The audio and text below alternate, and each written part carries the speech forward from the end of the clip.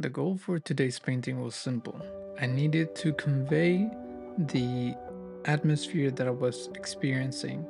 And the way that I've thought about how to do this is really understand what is it that the atmosphere is transferring to me. Like what am I feeling when I'm looking at such a landscape? Like it's a sunset scene, but it's overcast, so therefore the light is very diffused and it's very blue. So I already know that the major color or the color that is overpowering the whole scene is blue. But it's actually not just blue. It's cool. It's a temperature rather than a color. So I have to look really into the landscape to see what other elements are there.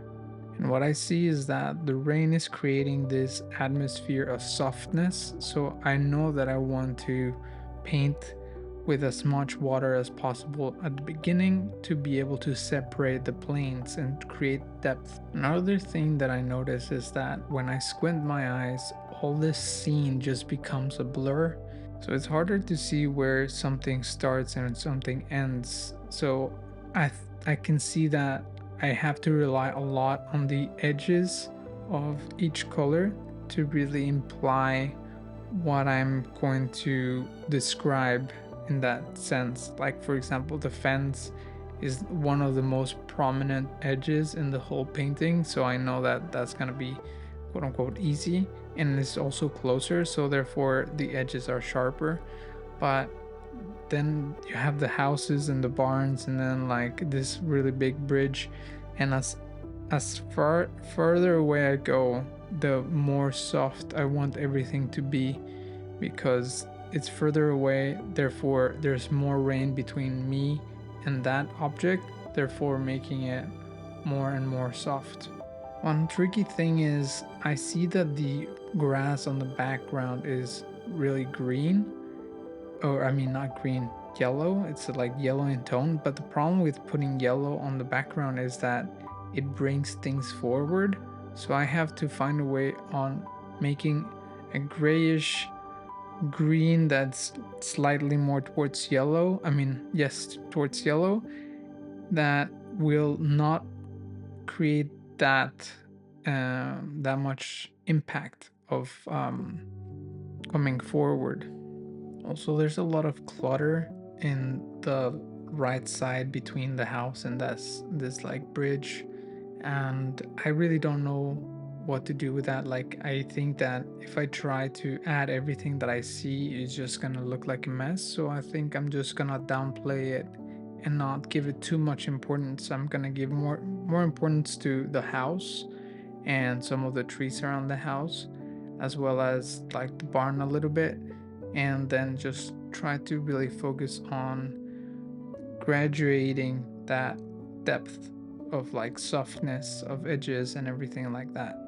One of the hardest things about managing edges is that since everything needs to be more wet for the edges to be softer, you have to be very careful, or I have to be very careful on how much water my paintbrush has at all times. And this can be a scary process because as soon as you see that you probably had a little bit too much water on the brush, then you see how it's starting to bleed into other areas. I used to be very worried about this, but the more that I paint with watercolor, the more that I see that sometimes those little mistakes that we see as like super huge don't really matter in the end. So I try to just leave them as much as I can and just focus on what is really the thing that I want to communicate. And in this case, I just want to communicate the atmosphere of a rainy day. Also, the one other thing that's very difficult in this kind of situation is that the values are so close to each other and the color variations are also very slight, and they're very hard for me to replicate and like execute perfectly, especially when I only have about 15 minutes to paint this whole scene. So I don't have a lot of time to think, but the good thing is that since I have a limited amount of time and I'm going quite fast, I know that my paper is not going to be too dry for me to continue on, and actually get where I need to be. It's always easy to forget what's the point and why you started painting in the first place. So I really try to think of myself, you're painting this because you're attracted to the atmosphere, and that's all that needs to like go into this painting. If the values are not right, if the proportions are not right, if the sketch is not right, it doesn't matter as long as the atmosphere is communicated through the painting. Sometimes having such a focused view on when you're painting is very useful, because then you're gonna have a successful painting no matter what the result is, as long as that goal is achieved. In this case would be the atmosphere, as I've said like a trillion times now.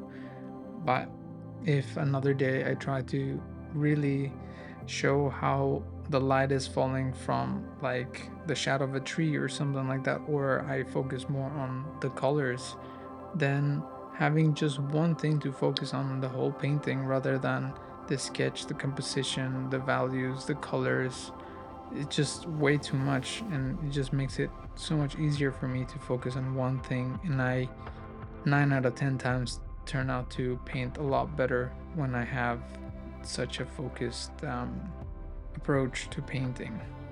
One big mistake that I made on this painting was going back right after everything was dry and tried to add some more layers of paint on the back, on the grass on the back, because I wanted to make the edge of the bridge and the grass more obvious.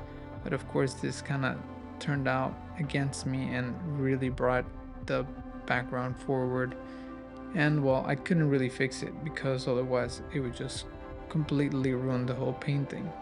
But I mean, that's how it goes. When we are trying our best on focusing one thing, we will make mistakes on that thing, and then on the next time we try the same atmosphere or topic of focus, then we can improve on that thing. So next time that I paint this type of scene, I'll really remember that I should never go back to the background once the painting is almost done, because 9 out of 10 times I'll probably ruin it by doing that.